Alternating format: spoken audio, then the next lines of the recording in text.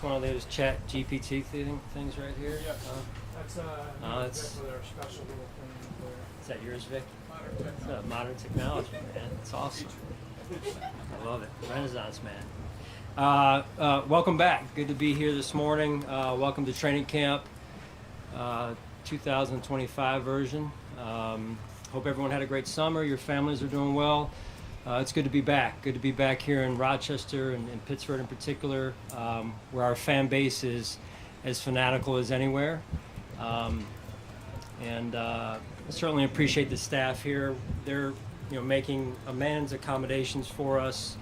It's one of the best places, I believe, the best place in the NFL for training camp. I really believe that. It's a great place to come to visit, to get the work in that we need to get in. The staff is very welcoming. Can't thank them enough, led by President Rooney. The Bills staff as well for helping us get moved here on time and ready to go this morning for practice. Look forward to seeing our fans out here. They travel from all over, and they make the environment that it is, and it's special. So we wouldn't have it any other way. Got a couple of quick heads ups for you in terms of injuries as we head into this morning's practice.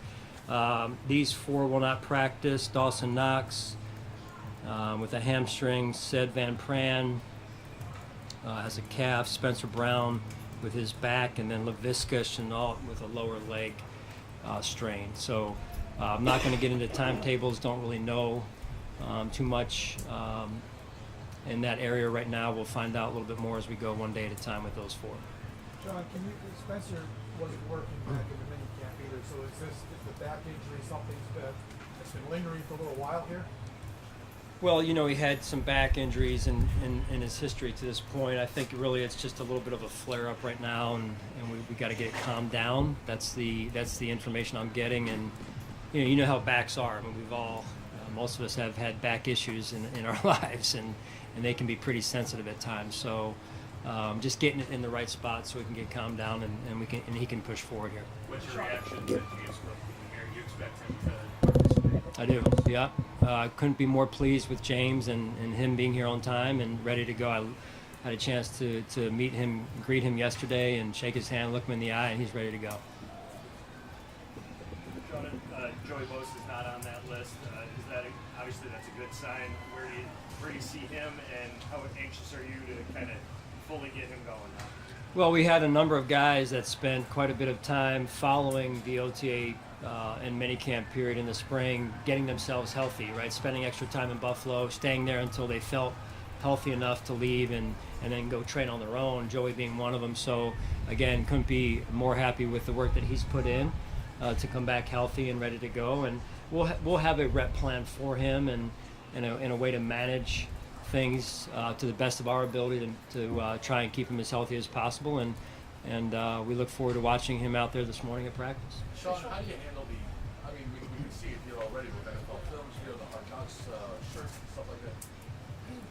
Now that it's here, how do you handle the extra scrutiny and the chance to expose some blessings and perhaps some warts, over these next few weeks? Like my bald head, you mean? I think people know that already, John. No, it's what happens when you've had success. People want to kind of see what's behind the curtain a little bit. The important thing for us is that we can, while we're here, and you know this, you've been with us, is build that connection and build that trust that is so important to building the chemistry that we need. And we have about 2.5 weeks here, and then another 3.5 weeks, at home in that period of training camp, and it's critical that we build a strong foundation. We have nothing to hide. We are who we are. I think the cool part about this is, people see us on Sunday, they see us on game day. Now they get a chance to see that what we do on Sunday is exactly what we do Monday through Saturday. And I think that's the cool piece about it. The increased noise, if you will, is maybe in some ways good practice for us to really hone in and focus and get our focus where it needs to be. Hey, Sean, you have a point in Lario with the suspensions. How do you think you'll manage that? And you got to keep them ready, but also get ready for everything. Right, no, something we'll have to manage. To your point, it's going to be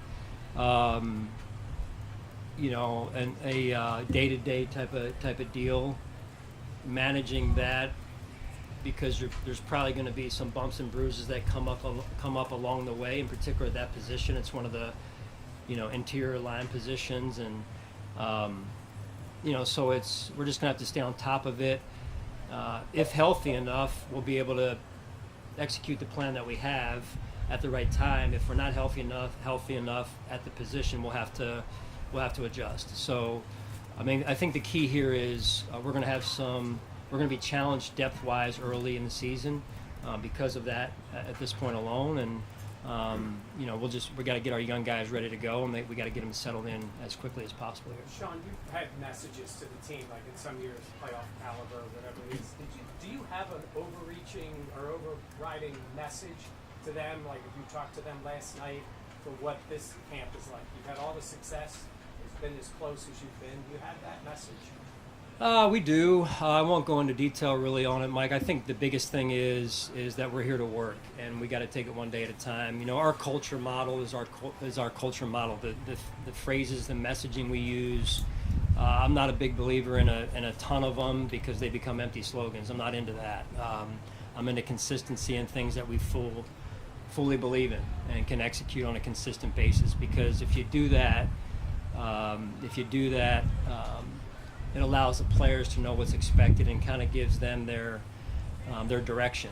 And with that, with great clarity comes the ability to go let it rip on the field. And I think that's a big piece of, to your point, of establishing that here, because let's say a third roughly every year this year, probably maybe a little bit more, maybe a little bit less, is our new players that are new to the Buffalo Bills and how we do things. Sean, what do you want to see from Max Kirsten in the training camp? I know he got banged up a little bit. Yeah. But what do you want to see specifically from him?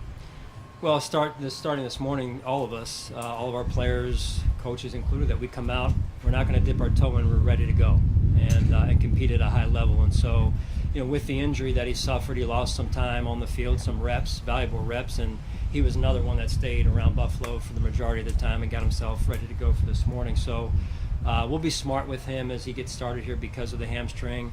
But the biggest thing is that he gets going and gets settled into the defensive system and plays fast. There's going to be some mistakes. These are young players, and that's an important piece of it. You can't be going out there afraid to make a mistake. You got to go for it, and we'll make the corrections in the meeting after. Sean, another guy not on the PUP list is Cole Bishop. He did miss some time in the spring. What have you seen from him, health-wise and football-wise? Same. I guess I'm going to press play again on this. It's he stayed in Buffalo for the majority of the time, got himself healthy, and looks ready to go. He knows the challenge that's in front of him. He's expected to step in and do a great job for us. And Cole's a great young man, very conscientious, works extremely hard. I think now it's about getting on the field and getting reps and learning through those reps. You mentioned that your depth of the D line will be challenged early in the season. How does that impact how you handle those rookies in terms of their reps and the situations you put them in? Well, it's important. I mentioned to him last night. It's we're here to work. We're here to keep the main thing. That was said to the whole team, in particular the rookies. Listen, there's nerves. These are pro football players, but I can tell you there's nerves. There's some anxiousness in that meeting this morning, and then when they take that field, the biggest thing they got to know is they have what it takes. If you don't believe that, it's never going to work. And so that belief in oneself, that knowing that you have what it takes, is the start, and you got to be consistent with it. And so we as coaches have to help in that regard. And yes, bringing them on, onboarding them the right way.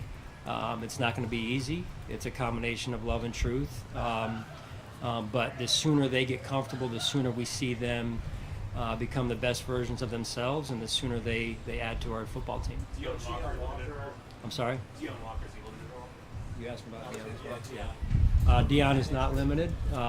He is off the rep management that he was on in the spring.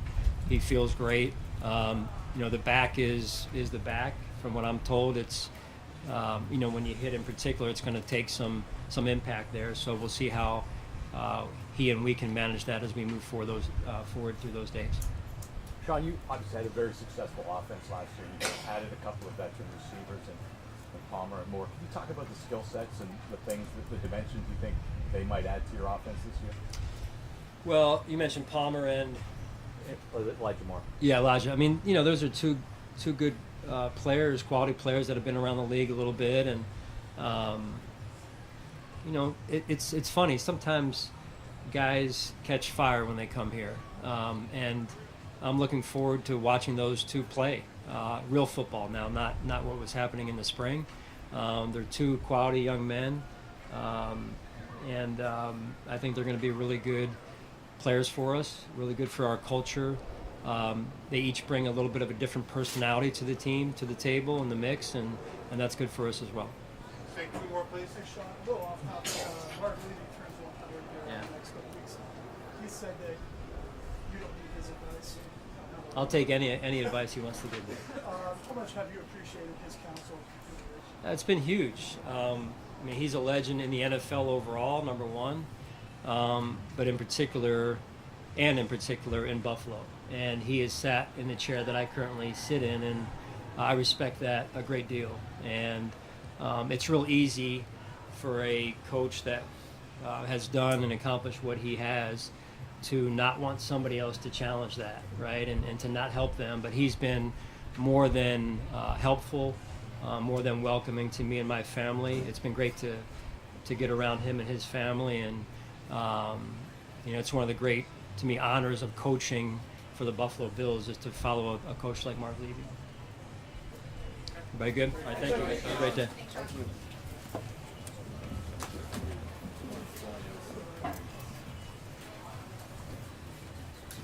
12 minutes. What's up, sir? How you doing? Happy training camp? Yes.